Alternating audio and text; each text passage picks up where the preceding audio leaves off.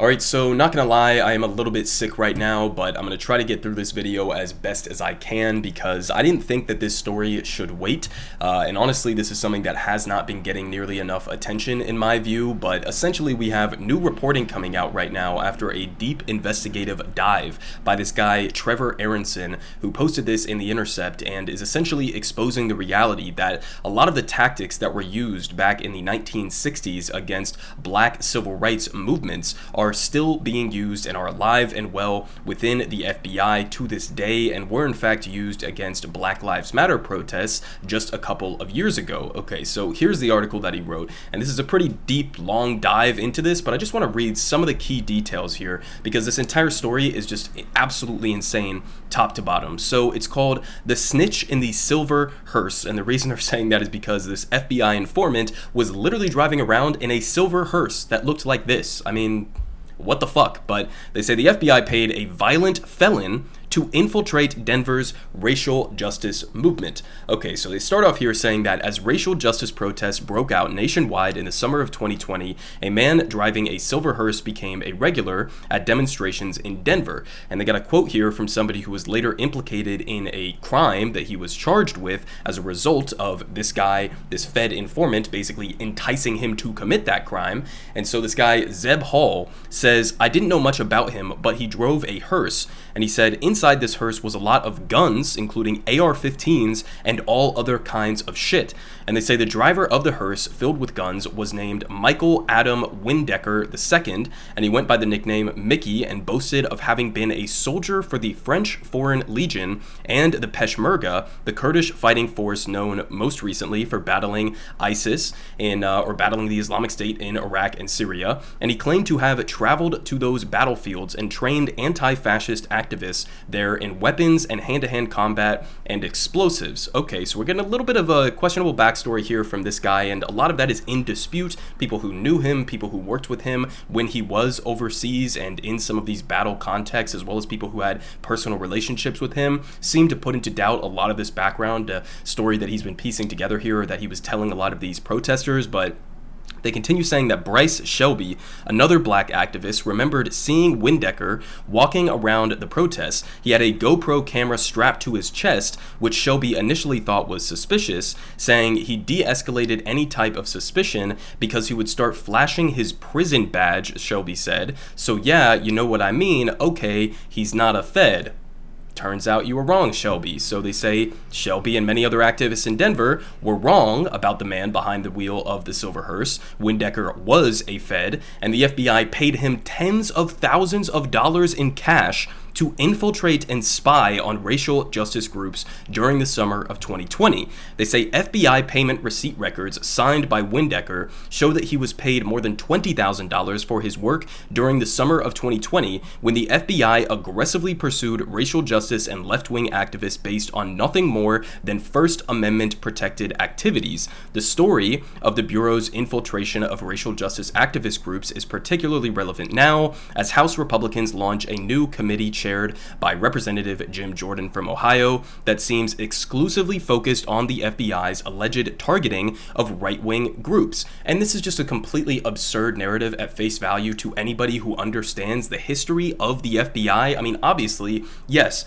the feds, the FBI, they really just want to maintain their own entrenched power, okay? They will go after right-wing people, as we saw in the case of the Gretchen Whitmer kidnapping plot. They will go after leftists, as we saw with COINTELPRO during the civil rights movement and now during the Black Lives Matter protests as well. They will go after whoever is even marginally posing a threat to their power. But the idea that this is somehow like the FBI is like a woke leftist, like pro, left wing or pro Black Lives Matter or pro Marxist organization is just completely deranged, ahistorical, absolute nonsense. And it's honestly detracting from the real ability to actually try to meaningfully confront and reduce the power of some of these federal agencies by just portraying this as if it's like a partisan situation. It's absolutely not. And of course, disproportionately, you could make the argument that the FBI, historically especially, has of course disproportionately gone after left-wing groups who usually happen to be more of an actual threat to the entrenched power structures in the United States. So, again, I mean, it's a real fucking shame that we have somebody like Jim Jordan who's leading like an investigation that is seemingly exclusively focused focused on FBI, attacks or intrusions or infiltrations of right-wing organizations, when that's just not the reality on the ground. But he says the FBI's work in Denver with Windecker as its eyes and ears on the street demonstrates the falsity of that narrative. And they say while on the FBI payroll, Windecker became an organizer of Denver's racial justice demonstrations and ultimately undermined the social movement, gaining momentum there by deploying the same controversial tactics the FBI used to devastating effect against black political groups during the civil rights movement. Okay, so now we move on to, and by the way, this is what this guy looks like. Honestly, if I saw this guy at one of the protests I went to, I think my mind, obviously anybody could be duped by, an informant or a Fed on the ground, but this guy really just looks like a fucking Fed. I mean, look at him. He's got the classic, cop sunglasses on. He's smoking a cigar, driving around in a silver hearse, offering people guns and plots to, increase the violence on the ground. I mean, he really has a lot of, red flags that are popping up. But now we get into an actual example of, some of his interactions with the FBI when he was going about his, movements on the ground. So they say one rainy summer afternoon, after becoming a paid informant, Windecker met with his FBI handler, Special Agent Scott Dahlstrom. The federal agent clicked on a hidden camera device, saying, quote, "It is August 28th, 2020 at approximately 4:02 p.m., Dahlstrom said into the FBI recorder before handing it over to Windecker, and the video is part of more than a dozen hours of FBI recordings I obtained documenting Windecker's work investigating racial justice activists. They say Dahlstrom asked Windecker if he remembered his tasking orders, which involved enticing a black racial justice activist into committing a felony, and he says, "Yep, I got it. Thanks, Mom. Thanks, Dad." I mean, again, what the fuck is going on here? But, this strategy of trying to entice people into committing crimes so that the feds or so that any of these federal department three-letter agencies can come in and prevent those plots that they themselves help to organize and fund and, bring into existence in the first place, and then turning around and being like, look, we prevented this grand terror plot or whatever the fuck. We've seen this so many different times. I mean, especially during the war on terror, you would see this all the time with, our organizations, our agencies from the United States federal government who were trying to entice young Muslims into getting roped into these complicated plots that literally never would have occurred in the first place if it wasn't for the feds initiating this entire process. And it seems like that's exactly what happened to this guy Zeb Hall, who again is now being charged with apparently purchasing and giving a weapon to a felon. The felon in question is a literal federal informant who they sent there to try to get this guy to purchase that weapon for him. So you have you're using FBI money to send this FBI informant out to try to entrap people into doing illegal things. I mean, it's just completely absurd and brazen. They are creating crimes out of absolutely nothing and obviously not working in the best interest of the American people. But they say that Windecker walked to his silver hearse, placed a camera on the passenger seat, and started the ignition, and Dahlstrom and his FBI colleagues watched the live stream from their black sedan. They then point out that he apparently played this song, which is from that movie Team America World Police, which is basically just the America, fuck yeah. So, I mean, just a fucking weird guy that we're talking about here, and he's talking to the FBI agents as this is all going on. They're watching him on the live feed, and then they say the United States of America had become Windecker's new employer, and the FBI was paying him to spy on activists that summer day as he barreled down the road. According to an internal FBI report that I obtained, Windecker began attending demonstrations in May of 2020. He witnessed firsthand what millions of Americans saw on their screens at home: protests turning violent, clashes between left-wing and right-wing activists, demonstrators, and instigators setting fires and vandalizing storefronts. And they say Windecker offered to give the FBI information about the protesters, and in an internal report, the FBI claimed that Windecker's motivation for becoming an informant was to fight terrorists and that he believed people who participate in violent civil unrest are terrorists. Okay, so sounds like the perfect guy to have be a federal informant, but they say in their report, adding him to the Bureau's more than 15,000 informants, FBI agents described Windecker as something of a good Samaritan, a kind of volunteer Captain America. Okay, so knowing what we know about this guy, this is who the, the feds, the FBI thinks is a patriotic American just trying to do his duty here, okay? Completely insane.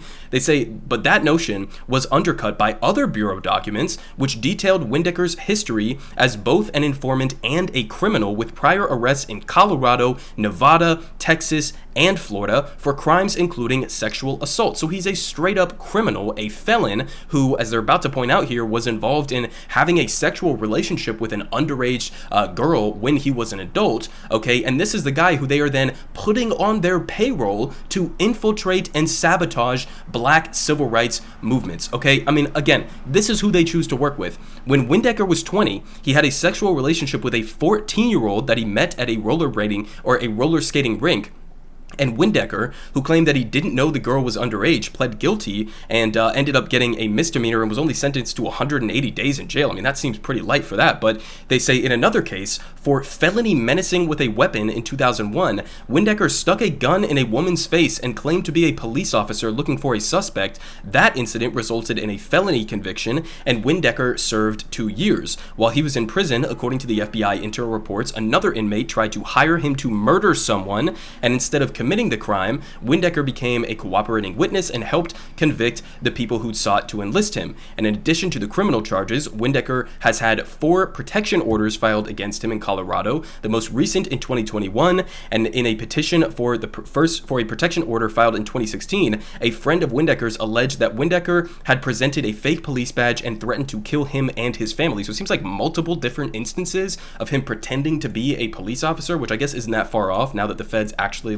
used him and paid him to actually do their dirty work, but threatening to kill multiple people using a fake police badge in multiple different instances. I mean, again, this guy is just absolutely bizarre. They go on to claim that, or to push back against some of the claims that, he was part of the Peshmerga and fighting as a volunteer and fighting against ISIS, I guess, and a lot of people who knew him on the ground were saying that he was a compulsive liar and, basically just a complete freak through and through. But they continue down here, okay, giving a little bit more context in terms of, the FBI's policies, what they claim are their strategies in these circumstances versus what they are actually doing on the ground, and how they are essentially just lying about the scope of their mandate that they have. So they say, as protests broke out in cities like Minneapolis, Denver, and Portland, Oregon, the FBI's second-in-command, David L. Bowditch, compared the demonstrations to the 9/11 attacks. Compared Black Lives Matter protests to the 9/11 attacks. He says, when 9/11 occurred, our folks did not quibble about whether there was danger ahead for them, Bowditch wrote in a memo first obtained by the New York Times. They ran head-on into peril, and Bowditch described the racial justice demonstrations throughout the country as a national crisis whose violent protesters were highly organized. And of course, this ties in to the Trump administration trying to pretend as if Antifa, this nebulous term that involves a whole bunch of different, loosely collected individuals and, other organizations that aren't even necessarily part of, the anti-fascist label, but basically just trying to pretend as if there is this giant, cohesive, organized group of Antifa that is like a gigantic nationwide terror network, essentially, right? So they say agents suspected these demonstrators could fit into a domestic terrorism ideology that the Bureau had defined during the first year of the Trump administration as black identity extremism, a controversial, widely criticized catch-all label for any domestic extremist ideology that drew a black following. And keep in mind, I mean, this is the same Trump administration with Chad Wolf, who was basically trying to insinuate that people who spray paint or graffiti on federal buildings are terrorists, essentially. So, I mean, again, their definition of terrorism, which is always going to be a subjective word, but their definition of terrorism was massively increasing at the time, and they're trying to rope a lot of really just normal, peaceful protesters under this label to try to brand the entire movement as some sort of a giant, cohesive terrorist movement. But they say what's been publicly known about the federal government's activity during 2020 is astonishing. The Justice Department charged hundreds of people for their roles in First Amendment protected demonstrations. The Department of Homeland Security deployed more than 750 agents dressed in military-style uniforms to Portland and abducted demonstrators in unmarked vans. I remember covering that on this channel. And the DEA, the Drug Enforcement Agency, using surveillance powers intended to stop drug runners, spied on more than 50 racial justice groups nationwide, among them a peaceful group that held a vigil on a public university campus in Florida. This is where your tax dollars are going, folks. Okay, we have, hundreds and hundreds of different Department of Homeland Security agents who are going and kidnapping people, throwing them into unmarked vans. We have the DEA that is using their surveillance powers in order to spy on just entirely peaceful organizations, ones that are holding vigils and all of this shit. I mean, this is what they're spending their time on. They say the official position of the FBI, whose undercover activities during the summer of 2020 have been largely unknown until now, is that agents do not open investigations based on First Amendment protected activities. I mean, come on, does anybody really believe that? They say we don't investigate ideology, we don't investigate rhetoric. I mean, what are they talking about? Seriously, they believe people are this stupid to accept this at face value? We don't investigate rhetoric, we don't investigate ideology, according to Christopher Wray, and he said that in 2019, and he says it doesn't matter how repugnant and how abhorrent or whatever it is. I mean, just such utter surface level bullshit here, but they say, but internal reports that I obtain suggest otherwise. Wow, surprising, shocked. They say these documents show that Windecker's information was about speech, and that this apparently justified hiring him as an informant and launching the undercover investigation. He reported that one local activist, again, this guy Zeb Hall, used incendiary rhetoric in conversations with other demonstrators, claiming that Hall said, "We need to burn this motherfucker down," which of course doesn't literally mean like I'm going to get in a plane and go and firebomb, the entirety of the United States. It just means like we need to tear down these systems, these institutions, and build them from the ground up. But apparently that was enough for the FBI to justify hiring this convicted felon to go out there and try to entrap people into committing felonies. I mean, again, what are we really talking about here? They say Windecker, secretly working for the FBI, quickly became well known among Denver's most committed activists. So he's starting to work his way into these groups, gain a little bit of trust while trying to sow seeds of doubt in different various organizations. And he even went so far as to deploy this strategy that they're going to talk about called snitch jacketing, where when people start getting suspicious of you being a Fed, you start accusing everybody else within an organization of being a Fed. And essentially it looks like this was pretty successful at the end of the day, because a lot of these groups ended up disbanding, and a lot of these movements ended up just fizzling out. But they say by the next month, Windecker had become a leader of Denver's racial justice movement. The demonstrations had given him a nickname, Drill Sergeant, okay? And so again, now we get into, some of the comparisons here with COINTELPRO, and just how completely ridiculous a lot of the suggestions coming from this guy was, and, some of the crimes he was getting to, trying to get people to commit at the time, and also how he was trying to essentially entrap people into committing felonies. So they say in 1975, a Senate committee led by the late Democratic Senator Frank Church of Idaho investigated the FBI's civil rights era domestic surveillance program known as COINTELPRO. And among the FBI abuses documented by the Church Committee was the practice of informants becoming leaders in the organizations that they were surveilling, and then accusing the real leaders of being informants themselves, a technique that is known again as snitch jacketing. They say while COINTELPRO no longer exists, some of its methods remain inside the FBI. This is clear from the Bureau's investigation of racial justice activists in Denver during 2020. And as Windecker gained prominence among the protesters, eventually rising to a leadership role, he was accusing real activists of being FBI informants. These baseless accusations sowed mistrust and undermined some of the most effective organizers in the community. I mean, it's really just a fucking shame here that we have a movement that is literally just trying to push back against police terrorism and what is essentially an occupational force within their communities, and all of these massacres, these killings of innocent black people that we have seen over the last couple of years, just trying to fight for like basic justice and dignity. And we have our own federal agencies that are deploying literal convicted felons to try to go infiltrate them, rise up the ranks of these organizations, and then dismantle them from within, because they were trying to fight for civil rights in this country. I mean, this is what our government is doing to us. They say Trey Quinn, the black activist leading the protests in Denver, was among the first to suspect that Windecker might be an informant, and Quinn devised a way to test Windecker. Speaking in hypotheticals, he asked him about burning down a neighborhood, which is something obviously that nobody who is actually truly legitimately in good faith participating in these protests would ever suggest you just go burn down a random neighborhood. And he said, could we get it done? And they say that Windecker, the FBI informant, basically just replied, "Oh yeah, I got the right guy for the job." This is how he's talking. I mean, again, like this is like nobody who would say that and just react in that way would not be a Fed. I mean, clearly it seems like some people, at least like this guy Trey, were having indications that this guy's probably an informant. But they say Windecker's enthusiastic response fueled Quinn's suspicions, but he didn't have proof, so he didn't warn other activists then. But Windecker, appearing to view Quinn as a threat to his cover, started telling activists that he suspected that Quinn was working for the FBI. And they say suddenly, Quinn found himself on the outside. His fellow activists stopped communicating with him, and as Quinn was being marginalized, Windecker encouraged protesters to become more militant and go on the offensive against the police. And in late August of 2020, Hall went to an apartment that served as a base for Windecker. So we're back to talking about Zeb Hall, okay, this guy who again was entrapped under this, purchasing a firearm for this convicted felon who the FBI sent there. So they say in late August 2020, Hall went to an apartment that served as a base for Windecker and the young allies he'd recruited. Inside, Hall saw a table covered with guns, and he said, "Holy fuck." Okay, so they say from August 22nd to August 29th, a series of demonstrations in Denver morphed into assaults on police stations, with protesters carrying homemade shields and hurling rocks and fireworks at the police. And they say that the demonstrators called one of these events "Give Them Hell." And they say the police response was ferocious. Officers in riot gear broke bones and fired pepper balls and rubber bullets. And one man was hit in the head with a lead-filled bag fired from a police shotgun.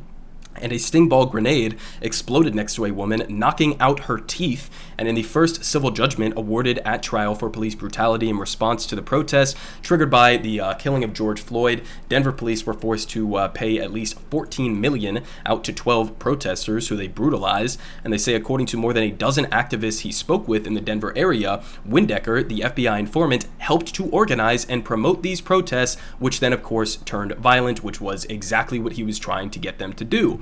So they continue, and we're going to finish off here. They say a pervasive social media and cable news narrative in the summer of 2020 was that racial justice and anti-fascist activists were becoming increasingly violent and destructive. And they give a couple examples here from Donald Trump and Tucker Carlson, who of course we've covered so many different times on this channel. But they say according to FBI files and videos, Windecker's mandate from the FBI wasn't just to provide information about racial justice protesters through his intelligence and about activists filled dozens of reports, but also to try to set up protesters in a conspiracy that would have supported Trump's claims.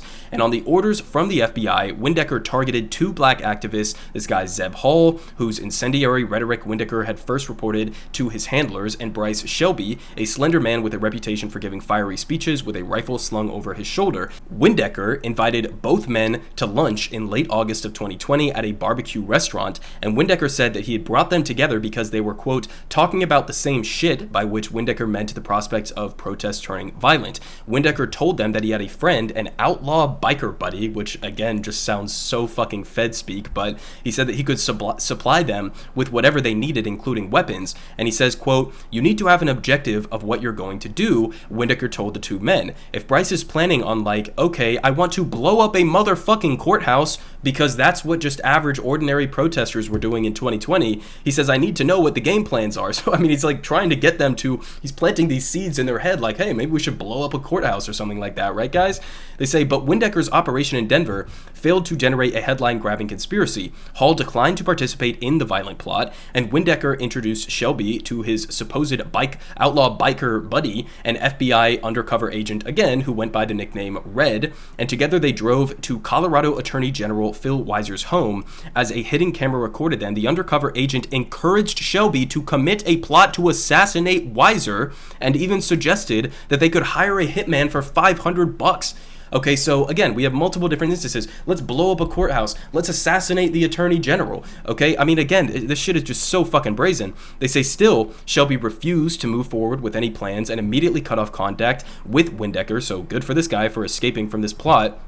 And the undercover agent. Although Shelby was not charged with the crime, local prosecutors used the FBI's undercover recordings to convince a judge to seize his guns under Colorado's red flag law. Okay, so now this guy doesn't have the ability to legally own guns because federal informants, people who were working for the FBI, were trying to convince him to do assassination plots and to blow up a courthouse. I mean, what the fuck? I mean, again, it's just completely insane to actually read this in detail. But now we finish off here with essentially how we have this guy Zeb Hall, who has been now charged with a crime for buying one of these guns for this guy. And so he actually put out a whole video here after like weeks of trying to rope these guys into violent plots, and he was drawing a lot more suspicion basically, and a lot of people were starting to say like, okay, maybe we shouldn't be associating with this guy who's driving around in a silver hearse and talking about how we need to increase the violence at a lot of these protesters and basically do some domestic terrorism. But he made this weird bizarre video where he's like being super threatening threatening to anybody who would question the idea that he might actually be a Fed.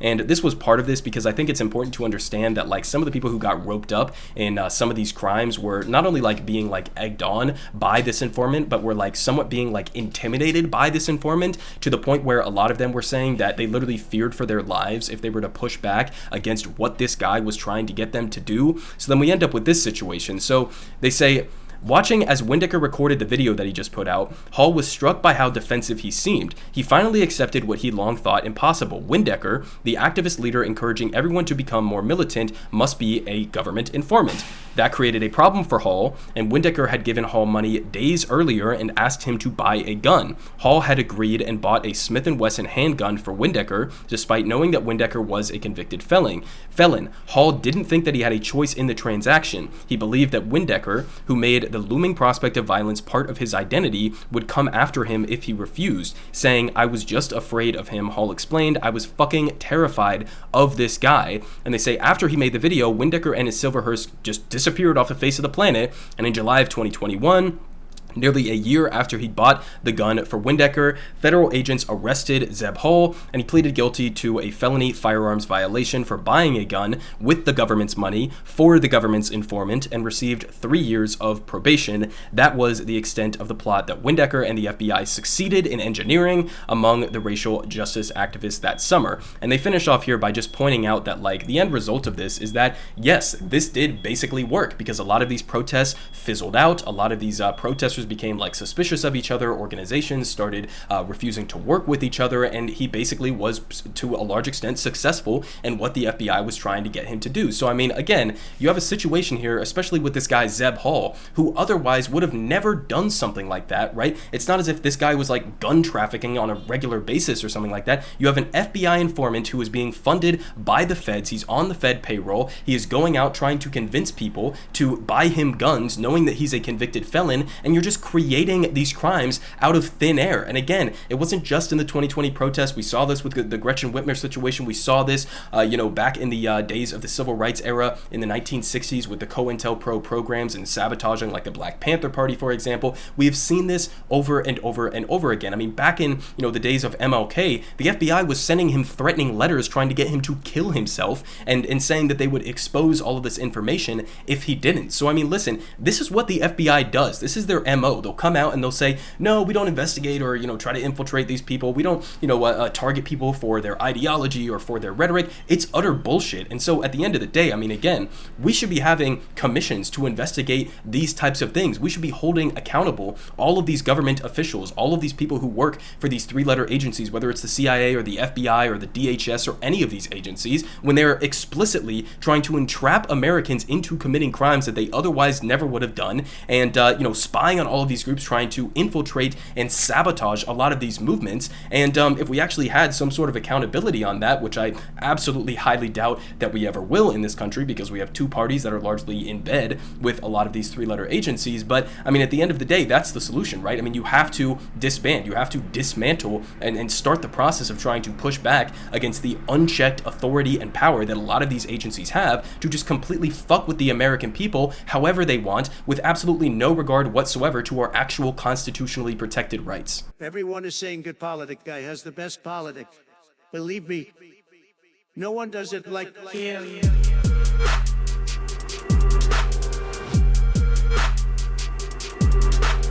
Believe me, everyone is saying